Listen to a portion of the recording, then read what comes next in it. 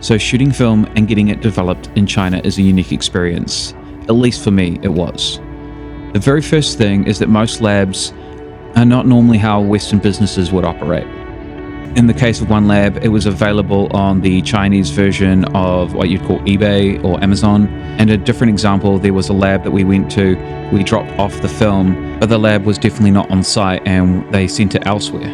In my video, The Truth About Shooting in Japan, I mentioned that I could not get ECN 120 black and white expired slide film Harmen Phoenix developed in Japan, which is weird as Japan is the home of Fujifilm. Luckily we were going to China, where it is a lot easier to find a lab that would develop these films. Our first stop in Shanghai was this store, which I will post a link to down below, which I would 100% recommend. They only develop colour film, but they do both 120 and 35mm, and have the most impressive Polaroid collection I have ever seen.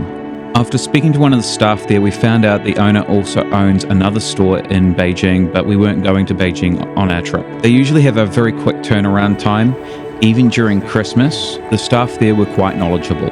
They also helped me out with my new Fuji 645, which has to be loaded a bit more carefully than my Mamiya's. Otherwise you get a loose roll at the end, which is problematic because you can end up with light leaks.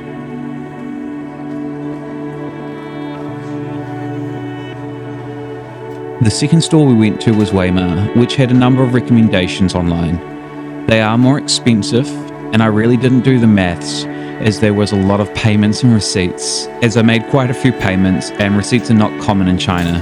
Plus we paid with Chinese yuan, which will have changed by now as to how much it is compared to either the New Zealand dollar or the US dollar.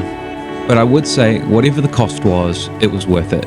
They were able to develop all of my slide film, my ECN film, my black and white, my expired colour film, my Harmen Phoenix, and even 110 with no issues. They also have an extra service where they provide you with TIFF files. I can't remember if this cost me more or less, but it was great having these TIFF files so I don't have to rescan when I get back home, as I have a file that I can now adjust the photos if I want. This is just not something that I've come across from any other lab I've experienced anywhere whilst I'm travelling. With my assistance, they also looked into developing the Konica infrared film that I had shot of Mount Fuji, and they managed to figure out what their developer's equivalent was to the developers used back in the day for this film. And I was able to get this film developed with no issues. The final lab I went to, on the very last day of being in Guangzhou before I flew back home, was in a bit of a state of disrepair and looked very hole in the wall. To be fair, they were getting the entire lab renovated. We had contacted them beforehand, so we knew they were open. We made our way there, and with a little bit of translation from my partner, we were able to put our order in. And they did a good job of developing the film, and I would use them again the next time I'm here. In China, you'll find stores have a little less of a traditional storefront, but I recommend if your review is in English, they will be fine, as clearly another foreigner has used them before, and not had issues.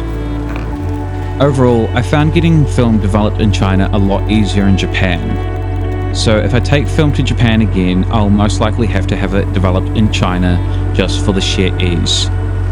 Unless my Truth About Japan video bears fruit and someone provides me with a film lab that can go ahead and develop the films that I like to shoot with, such as slide film.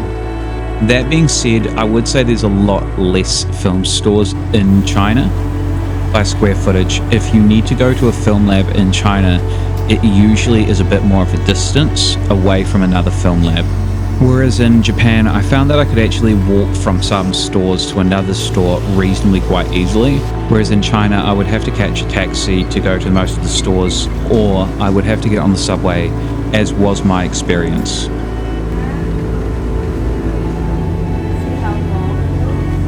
One thing to note is that in China, the subways require x-rays of your bags when you enter the main terminal ticket gates.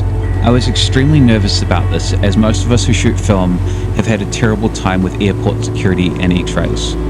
but I can safely say from my experience with the Shanghai police, at least, in the subways, is that if you show them what's in your bag, they will let you walk through, and it wasn't just me with my film, but ladies with their handbags as well.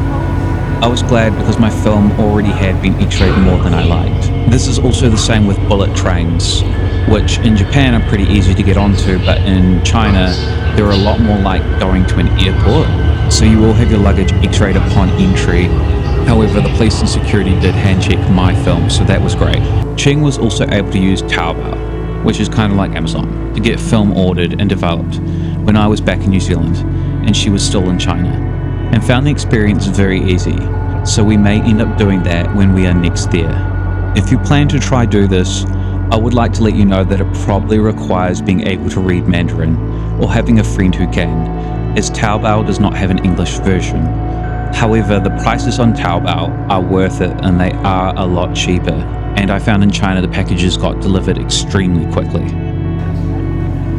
So in my The Truth About Shooting in Japan video, I mentioned my C220 dropped and was having a firing issue. Well, I could not find a repair place or new lenses in Japan, so I hunted in Shanghai, and I ended up going to the camera exchange store, which I will link below, where there were so many cameras, and I mean so many, and a lot of rare cameras. The way this plaza works is there is a bunch of camera stores, all different shop owners who all sell the same products. However, where you want to go is the second floor in one of the buildings, as it's filled with film cameras and film camera stores, and one of the stores even has 2 X-Pans. They had a lot of rare cameras, but also a number of parts for a whole range of different kinds of cameras, from your very cheap ones to your very expensive ones to your run-of-the-mill medium format cameras. Unfortunately, none of the stores had a Mamiya TLR lens, at least one that was sellable and usable for me. Whilst we travelled up through the building, we managed to run into a store owner who recognised the issue that I was having and took us to the second building, where he took us to a repair technician who said it would cost just over 100 New Zealand dollars, which I thought was a very fair price for his labour to fix my camera issue. He wasn't able to do it on the day, and it did take a while, but he managed to get it fixed and sent it back to my partner while she was still in China, and I can confirm it's working perfectly now, always shooting when I tell it to. Whilst we were in the camera exchange, I also came across a film camera store absolutely stocked with film, the most amount of film I've ever seen in a camera store. So I ended up buying a lot of film, and I mean a decent amount. A lot of it was expired, but that's what I like to shoot quite often. I love shooting expired film, and they had a decent supply, often multiple rolls of the same film, which I highly recommend when you are shooting expired film. This will give you a test roll to see if you need to compensate more, and then the other rolls are for you to shoot the film adjusted to age, where you get the exposure correctly and you get some quite unique looks. Overall, I found the experience of shooting film in China surprisingly easy. Sure, it helped having a Chinese partner, but even then, our issues with shooting in Japan had nothing to do with language, but with what was available, and we found with China, anything was possible.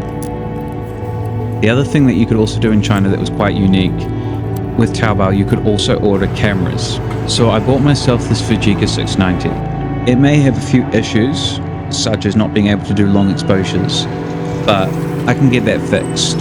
For now, when it comes to shooting the main stuff that I normally shoot during the day, it works.